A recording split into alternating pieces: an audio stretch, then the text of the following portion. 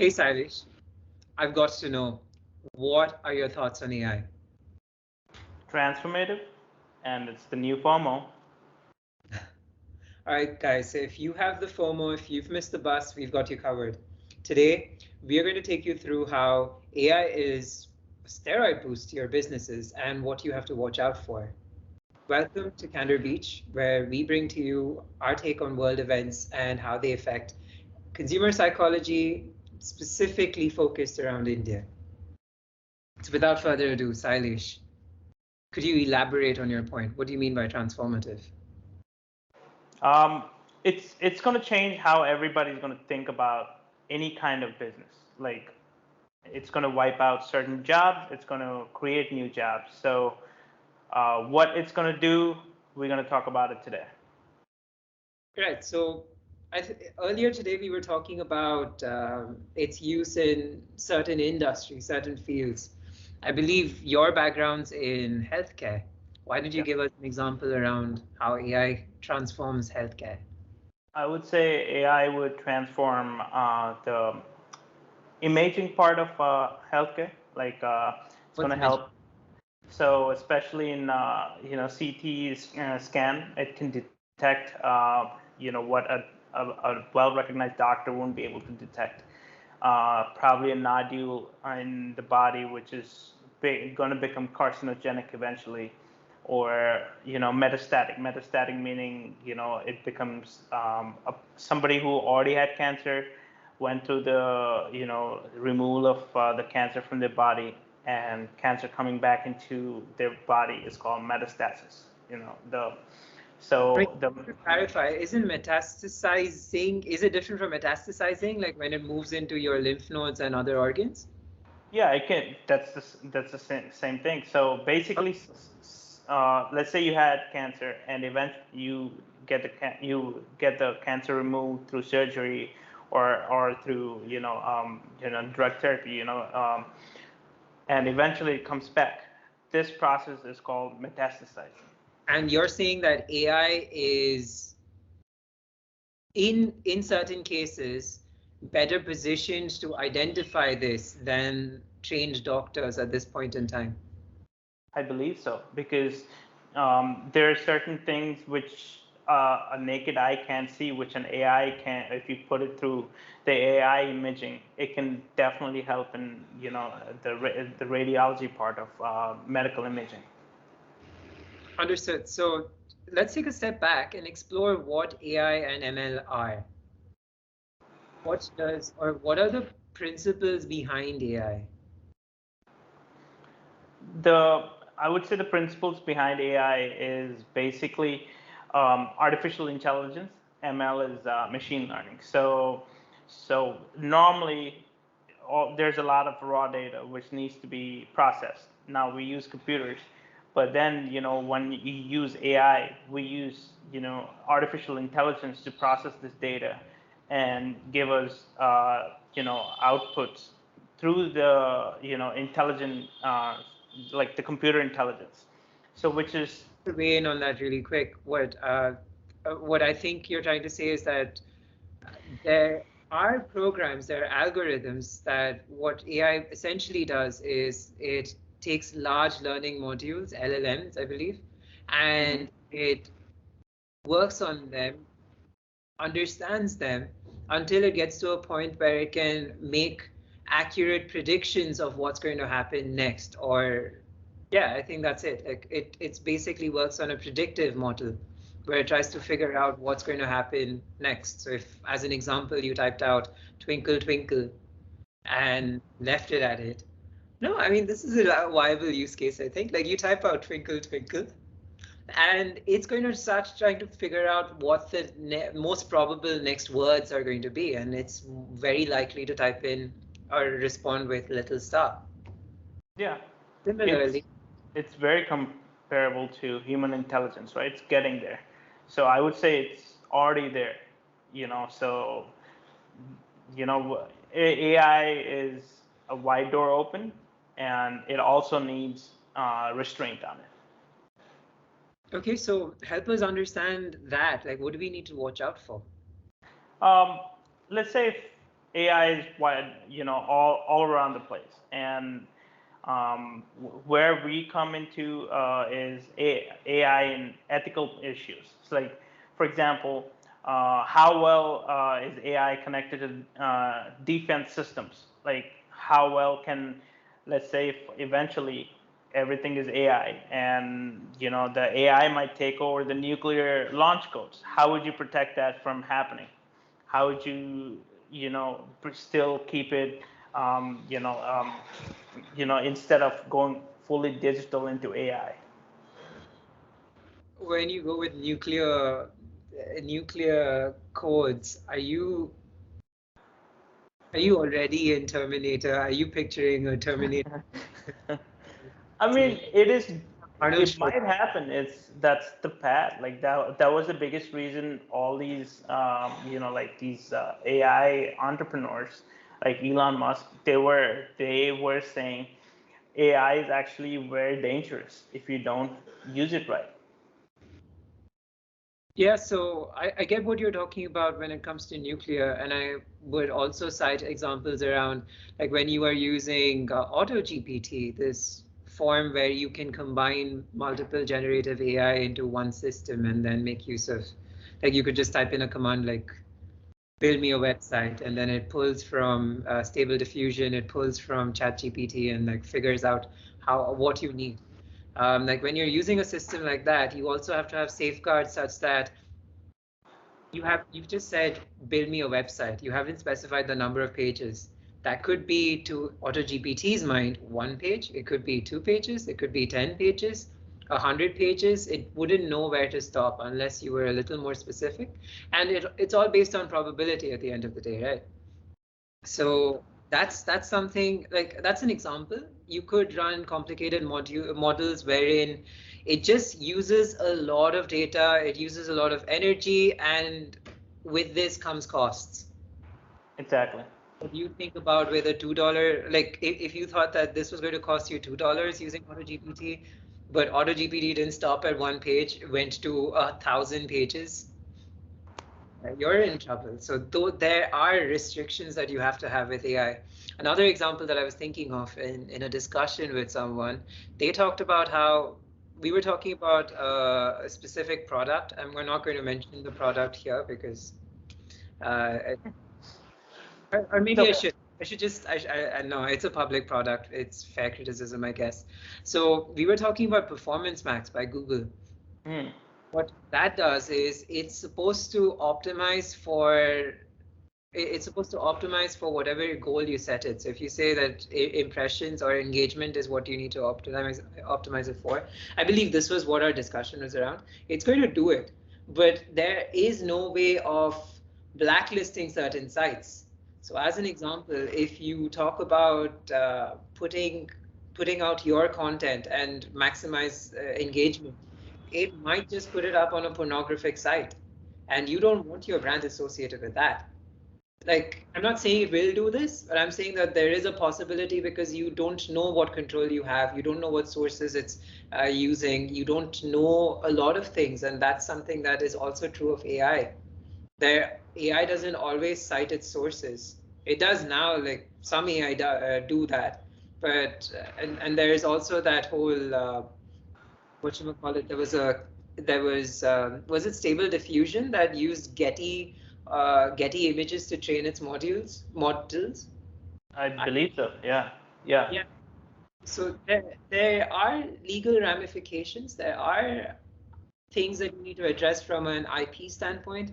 Another example that springs to mind is when we were like this one gentleman wrote out an entire book using AI, and when it went to court to figure out who owned the IP, who owned the copyright to the work that was done, the court ruled that the structure that he put to the story was the author's or belonged to the author, and therefore was his intellectual property, but the images that were generated using AI did not belong to him.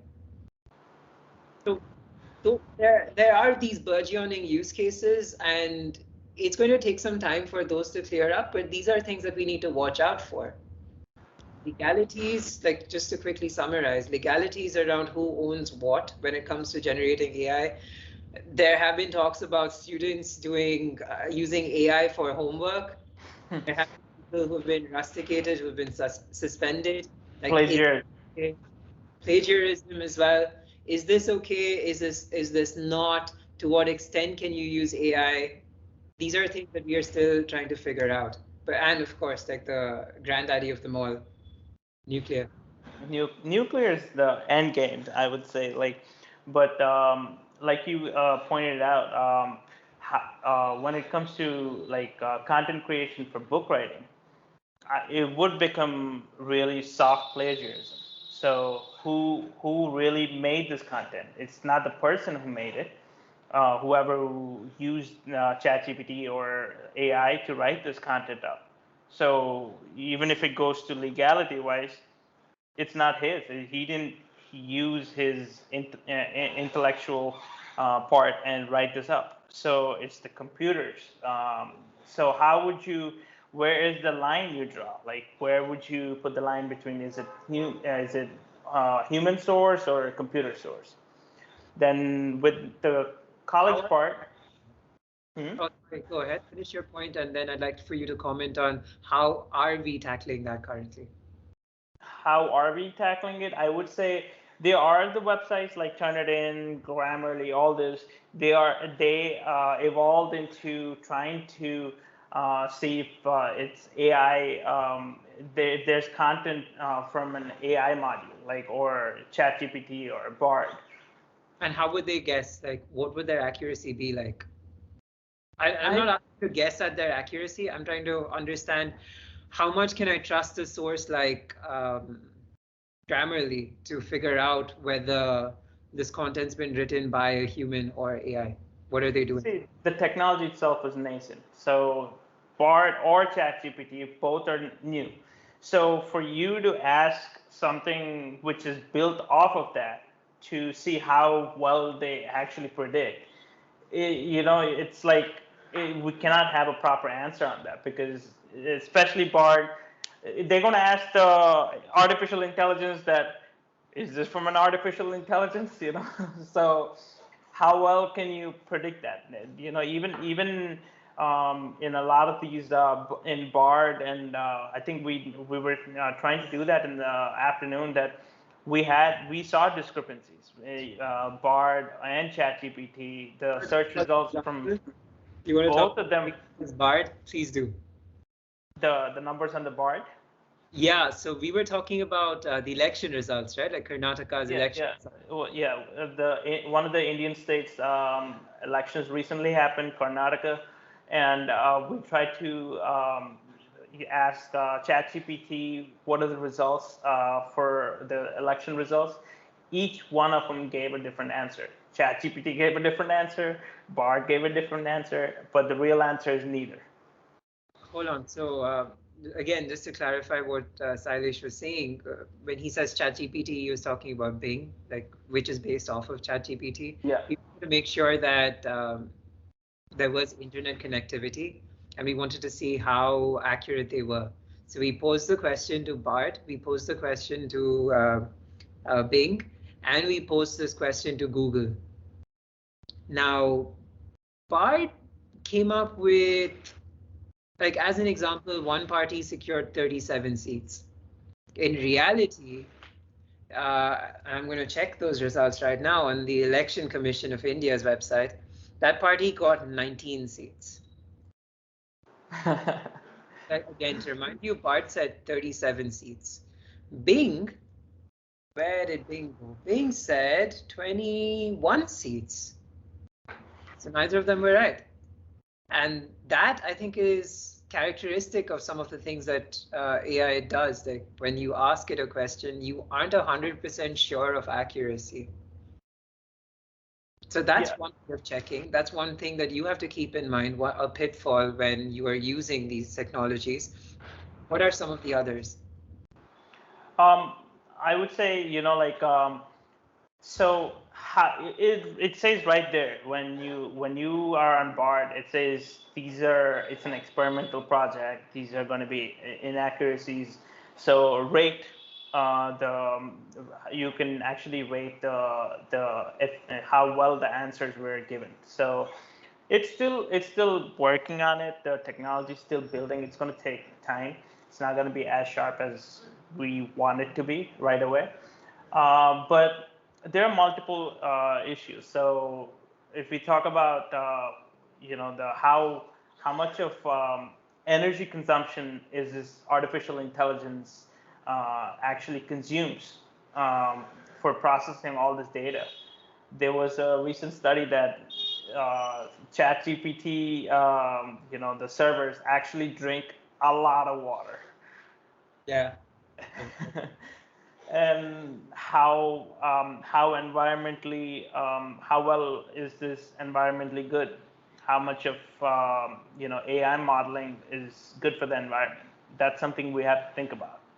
And scalability as well. Like if Yeah. it so much energy, is it scalable? Like that was what drove Bitcoin rigs out of China, right? Like it was soaking a lot of energy. Yeah, So, but that's why I think Ethereum also went from proof of what was it? Proof of stake, proof of work to proof of stake. yeah, it did. And Yeah. I think that brings up a very interesting point. Maybe we are at a specific level of innovation, and these problems, these challenges are going to push human innovation even further, and then push us to make sure that we are somehow tackling the energy needs. Is there a speed issue as well? I feel like Bard, like, and I've been using Bard for, I don't know, like less than 24 hours. But I feel like Bard's responses have been quicker than GPT-3 for sure. I don't know about Bing yet. I haven't used Bing extensively. What are your thoughts? Yeah, Bard is actually faster, but the speed also comes with inaccuracies. So, but I think I'm actually way more comfortable with ChatGPT. Like, yeah, Bard gives interactive data. It's a very powerful tool, but I think I'm gonna once I start using it more, I would know what are the pros and cons of Bard. Understood. You were talking about job displacements at one point. Yeah. And I think one example you brought up was them being like AI being a little better than doctors at detecting cancer. Are we seeing that we're going to have robot doctors or like AI? I mean, basic radiologists can be eradicated. You basically, let's say you get a simple X-ray. You run this X-ray to a basic tech, like a radiologist tech, can do this job. You don't need a radiologist anymore, basically. So you run this through it. But who has accountability? So that's when the I know what you're trying to say. So the malpractice issue comes in. Yep. So the accountability is when the radiologist he has to sign for it. So I mean your doctor, your primary physician. So whoever, let's say you take an X-ray, and the radiology tech runs this through, gives the basic inferences from the X-ray or CT scan, and that actually you're not going to do, you take a look at it and be like, yo, I have this kind of nodule in my stomach or whatever. You're going to take it to your personal doctor, and he's gonna give you a pretty good diagnostic looking at it. Oh, so this is like WebMD, but like a higher level of WebMD before I talk to an actual doctor, you mean? So all the data is there. So the doctors basically use that data to give you a proper diagnostic. So basically, like you said, it's a sharpened WebMD. Interesting. So we talked about healthcare to an extent, but you can't leave out dentists.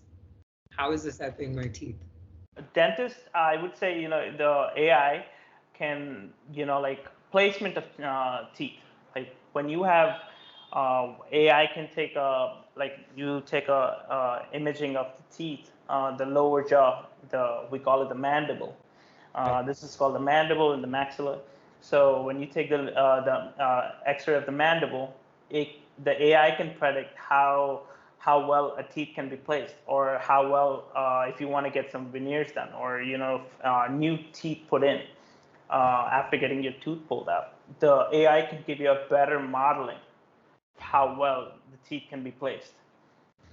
Understood. I asked because there was this one gentleman I met just yesterday, and he apparently has weak gums, and so the doctor said that his teeth are going to fall out, like all of them are just going to fall out. And yeah, I was just thinking, like, was there a way that the new technology could help him? They were talking about laser surgery that might strengthen his gums to an extent, and stitches.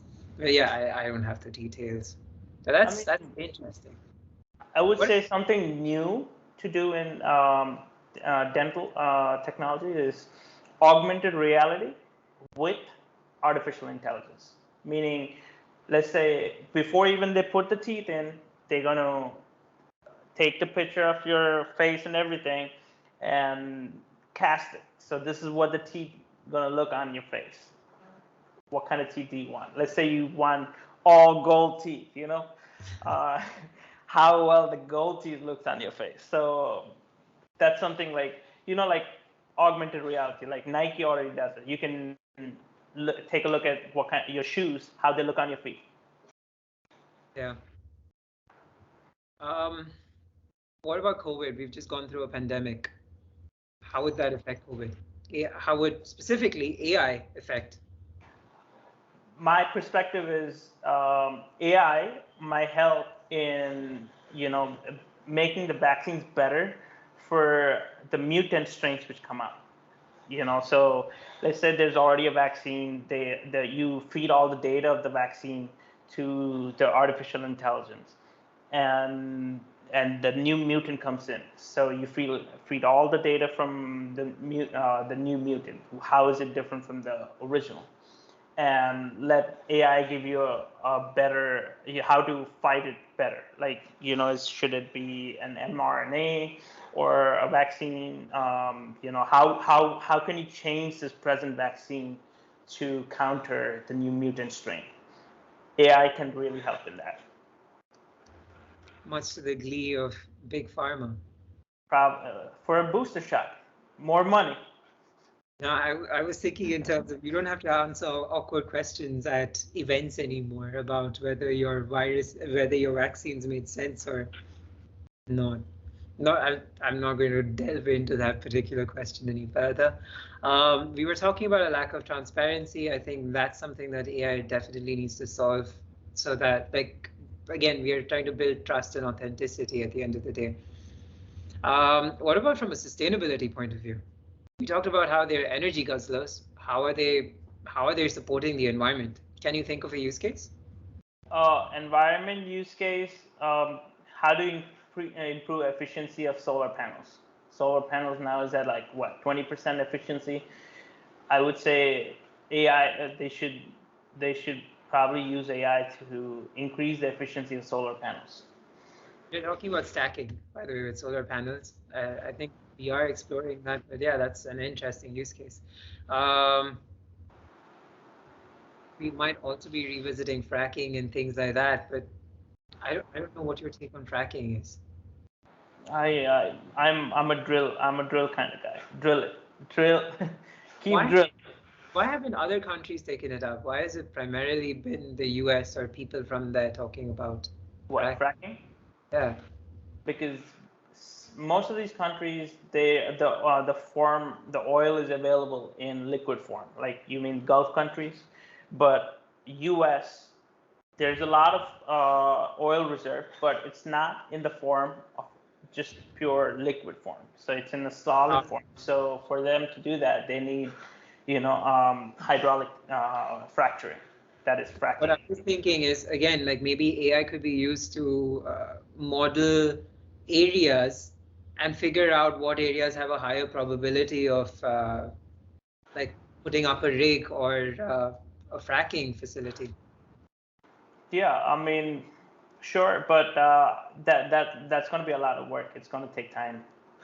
So I've read about, when I say read, I mean, like, I watched a YouTube video about how NVIDIA has created a digital twin of the Earth, and they're considering using that to predict climate, like any climate changes, if there are potential risks decades in advance, if we could start building infrastructure towards tackling those potential risks.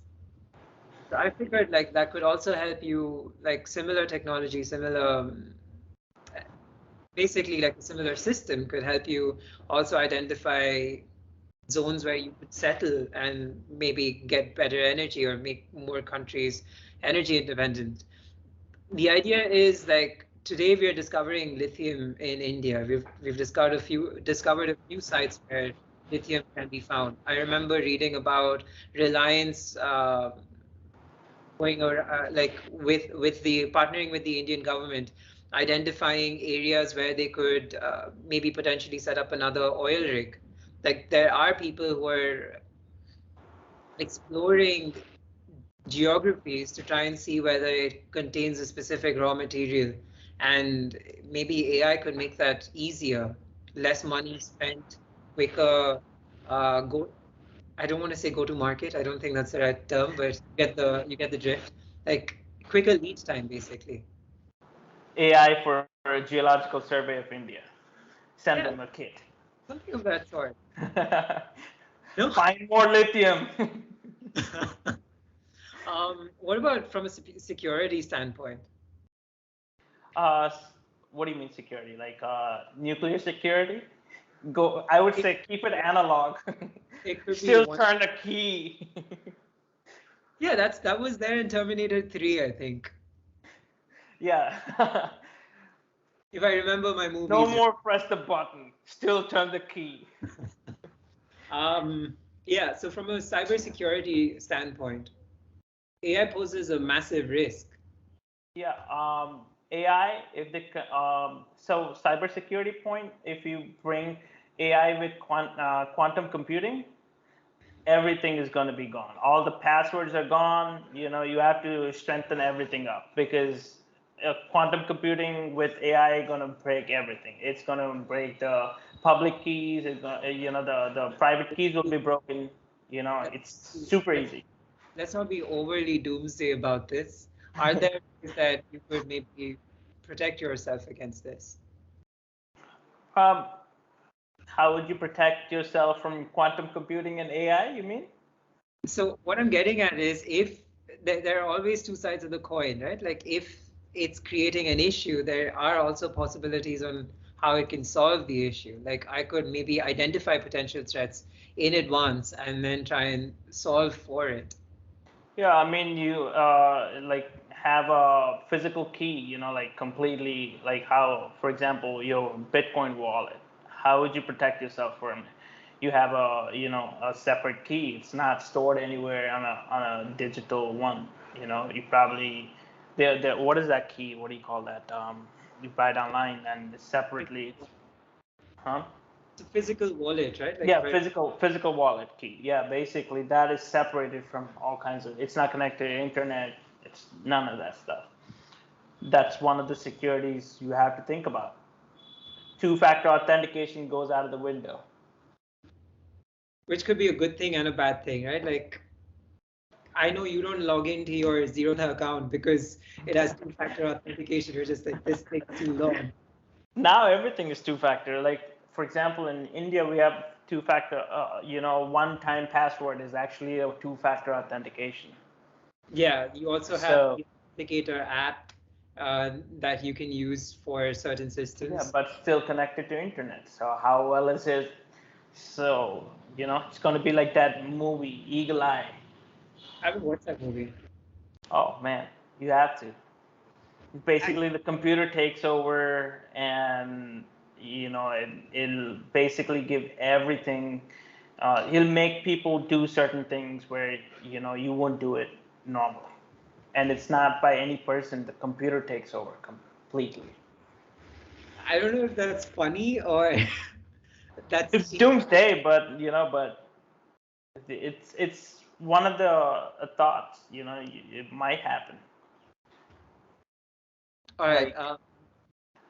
Like for example, like these robots, Boston Dynamics. We were looking at it in the morning. Remember how well they're becoming. Now they have these the prototypes where they kick it, push it, and it's still able to stand and fight back. And I just hope no. They didn't fight back. I mean, not fight back. Okay, they could stand up and What if an AI changes that? Like there was a scenario where the AI was communicating, and it literally wrote itself a new language. There was an article which I was reading. I think it was in HBR, I believe, but it wrote up a completely new language. Wow. To communicate between itself. Like for efficiency or security, what was it? Probably to kick out humans away, We got this. All right, Sailesh, I'm going to have to ask you to tone down the doomsday a little bit and give me your final thoughts.